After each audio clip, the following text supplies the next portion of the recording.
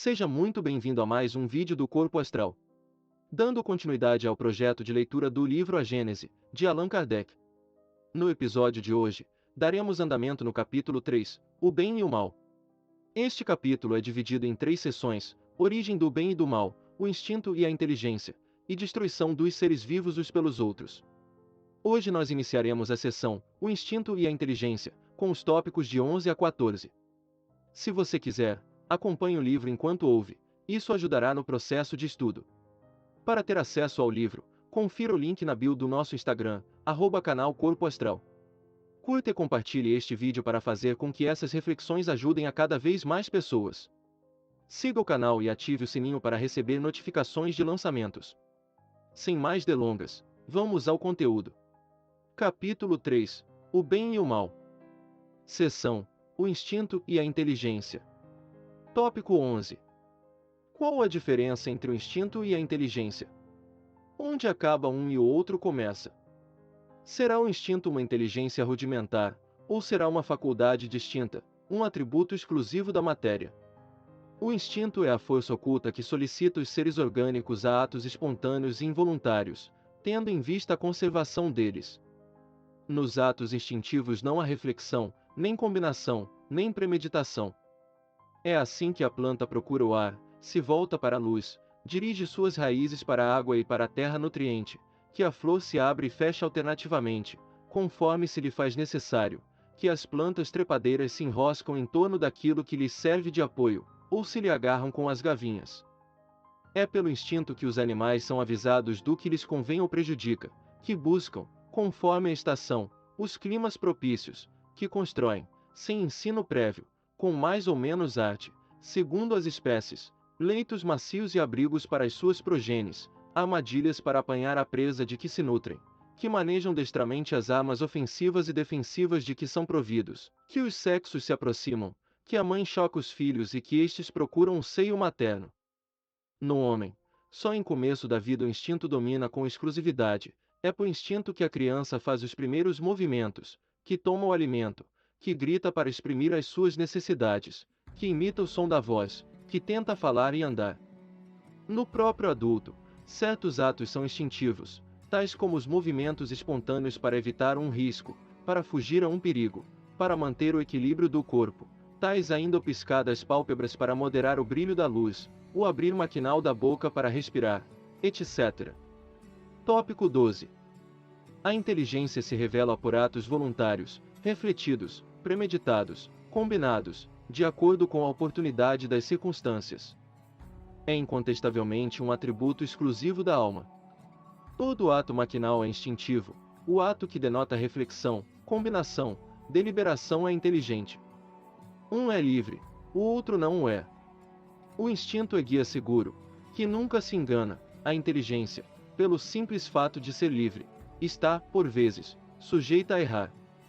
Ao ato instintivo falta o caráter do ato inteligente, revela, entretanto, uma causa inteligente, essencialmente apta a prever. Se se admitir que o instinto procede da matéria, ter-se-á de admitir que a matéria é inteligente, até mesmo bem mais inteligente e previdente do que a alma, pois que o instinto não se engana, ao passo que a inteligência se equivoca. Se se considerar o instinto uma inteligência rudimentar, como se há de explicar que, em certos casos, seja superior à inteligência que raciocina? Como explicar que torne possível se executem atos que esta não pode realizar? Se ele é atributo de um princípio espiritual de especial natureza, qual vem a ser esse princípio? Pois que o instinto se apaga, dar-se-á que esse princípio se destrua. Se os animais são dotados apenas de instinto, não tem solução o destino deles e nenhuma compensação os seus sofrimentos, o que não estaria de acordo nem com a justiça, nem com a bondade de Deus. Capítulo 2, 19. Tópico 13. Segundo outros sistemas, o instinto e a inteligência procederiam de um único princípio. Chegado a certo grau de desenvolvimento, esse princípio, que primeiramente apenas tivera as qualidades do instinto, passaria por uma transformação que lhe daria as da inteligência livre.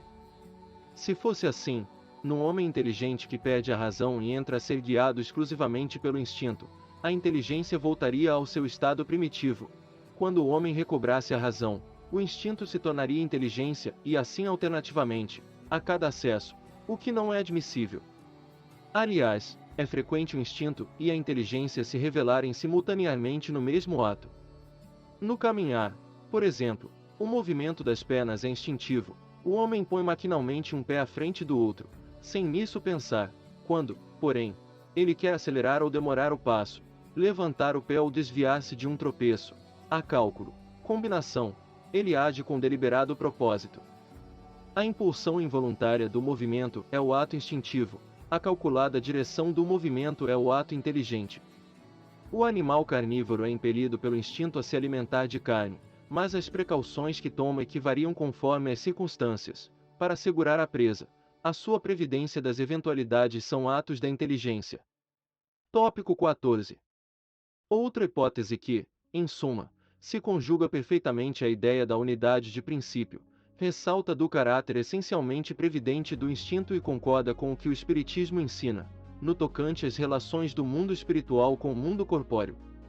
Sabe-se agora que muitos espíritos desencarnados têm por missão velar pelos encarnados, dos quais se constituem protetores e guias, que os envolve nos seus eflúvios fluídicos, que o homem age muitas vezes de modo inconsciente, sob a ação desses eflúvios. Sabe-se, ao demais, que o instinto, que por si mesmo produz atos inconscientes, predomina nas crianças e, em geral, nos seres cuja razão é fraca.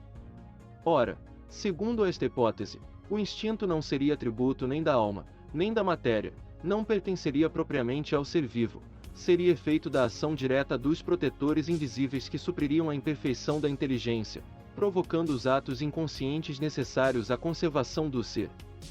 Seria qual a andadeira com que se amparam as crianças que ainda não sabem andar.